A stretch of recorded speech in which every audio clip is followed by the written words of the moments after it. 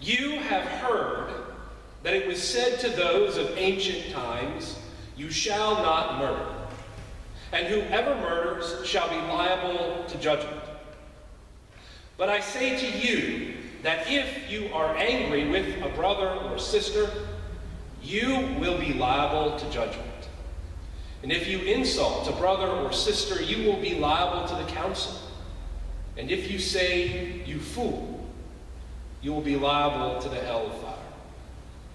So when you are offering your gift to the altar, if you remember that your brother or sister has something against you, leave your gift there before the altar and go. First, be reconciled to your brother or sister, and then come and offer your gift. Come to terms quickly with your accuser while you are on the way to court with him. Or your accuser may hand you over to the judge, and the judge to the guard, and you will be thrown into prison. Truly I tell you, you will never get out until you have paid the last penny." This is the word of the Lord. Thanks be to God.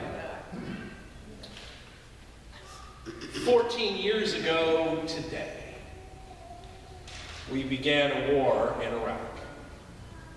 Shortly after that beginning of that war, I started to notice bumper stickers that would show up on cars. One of them that stayed in my mind is the one that said, quote, "If you are not outraged, then you are not paying attention."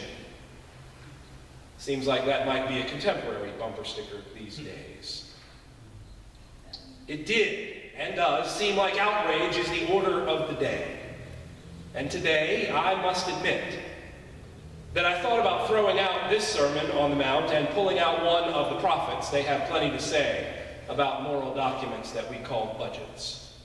I wanted to cry out woe and warning and anger that God is angry about these things, because our nation has been presented with a possible budget, and budgets are moral documents. And what we are seeing is an increase in the war machine at the expense of school programs, school lunches, food for seniors, just to name a few. It is undeniable to say this is not what God would want for a nation that claims to follow his Son. It is a morally bankrupt document. But preaching that sermon on this day would probably all have us feeling a little self-justified. And in fact, I'm afraid it might feed the fires of anger that resides in many of our bellies, mine included. It has become a national pastime of feeding this anger that can lead us to some unhealthy places. So I'm going to stay with the Sermon on the Mount, because I believe it speaks even an important word at this time and this place. The truth is, the entire Sermon on the Mount can be simply narrowed down to this: love. The greatest and most important commandment, to love the Lord your God with all your heart, mind, and soul, and your neighbor as yourself. All the rest, as Jesus said, is details. So any one of the statements that Jesus proclaims in the Sermon on the Mount, we have to know that he's saying it's rooted out of love and hatred. And love cannot walk hand in hand. It is important to stand up and say no when we believe an injustice is being done, even if it seems to come day after day after day after day. It's important to stand up and say no when we feel we have been personally wronged. But if that no goes unheeded, if we feel as if we have been ignored, or if we are living a continued injustice, we can become embittered. And hatred will grow in our hearts. The problem, Jesus says, is that hatred leads people to end up being dead to us. we stop seeing them as people, as children of God, and more like the monster that they have become to us. In essence, what Jesus says is, you've murdered them in your heart because they are no longer in relationship with you. He does not say, though, that we have to ignore the troubles of the world, or that we simply have to accept injustice and personal wrong. What he's saying is we must walk carefully, so that the fires of hatred do not consume us. Jesus' words here are not comfortable for good church-going folk. That's not who he's actually speaking to. What he is speaking to is a group of people who have been routinely humiliated by the Roman Empire and their own leaders. They have been sold out by the very people who are their leaders.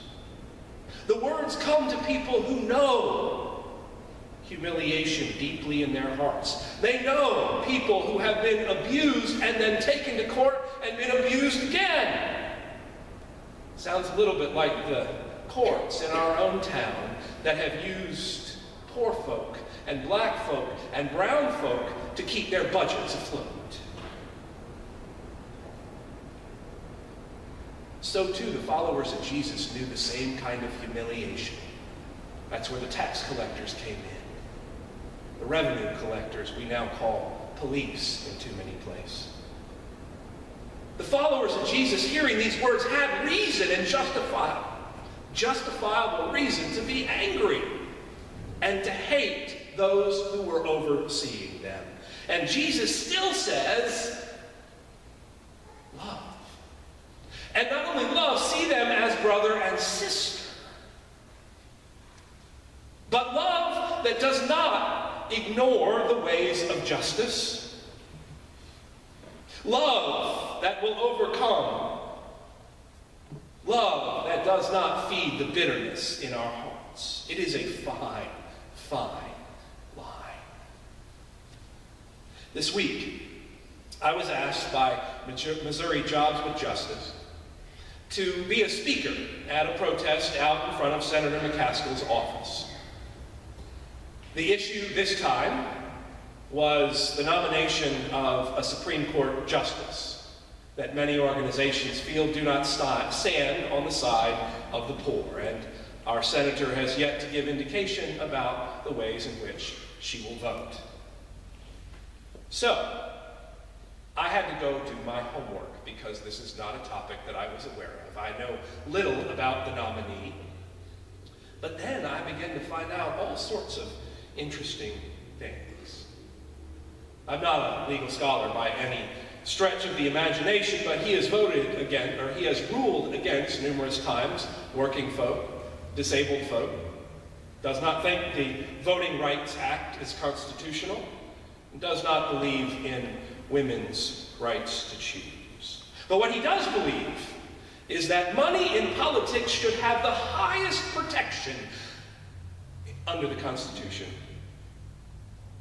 And so as I looked at this and I thought to myself, and I know people who suffer and struggle, and I thought, this man would be an easy man for me to hate and be angry with. So there has to be a fine line between anger and hatred. How could, the question I raised, our senator not be clear on this? It was rhetorical because that's how politics works. Especially in Missouri, if you're a statewide politician, you have to wait to figure out which way the winds are going to blow so they don't blow you down. For on many issues, she is a friend to many of these groups. We must say no to these sorts of things and in the process not demonize the people with whom we disagree. For like it or not, they too are children of God, even if they don't see us as children of God. And so they will hear from us, but they will not become enemy to us. Paul writes later that our enemy is not against flesh and blood, but against the powers and principalities of the world. Jesus also, though, says something about those who are closest to us, not just the injustices that his people are facing, but also those that we label against our closest friends. The truth is, those closest to us are the ones who most often get our most entrenched form of anger. When I talk to folks about the various varieties of Presbyterianism, what I say is those are the ones we have the hardest time imagining could be right. We were, up until only a few years ago, labeled in the official documents of one of our sister Presbyterian denominations as being anathema, which, by the way, means non-Christian. There is something about family feuds that get really nasty. And so, as followers of Jesus, when we gather together, one of the things we have to keep in mind is that we too can fall into this trap. 2 weeks ago, at my father's installation, I gave the charge. And at the end, I said to him and to the congregation, first I said to him, love the people. It really is simple, if not easy. And then I said to the congregation, love the pastor, not just because he's my dad, but because he's a brother in Christ. And what I said was, it's really clear to me on this day that you all like one another a whole lot right now.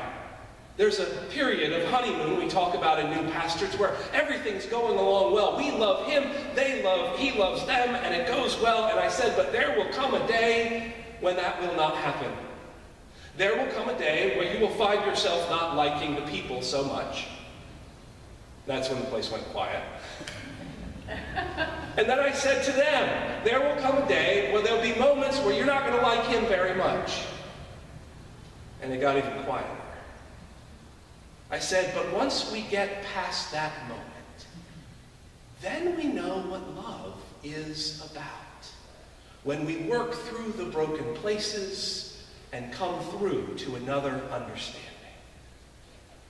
The relationships that are most dead are the ones where there's never any struggle.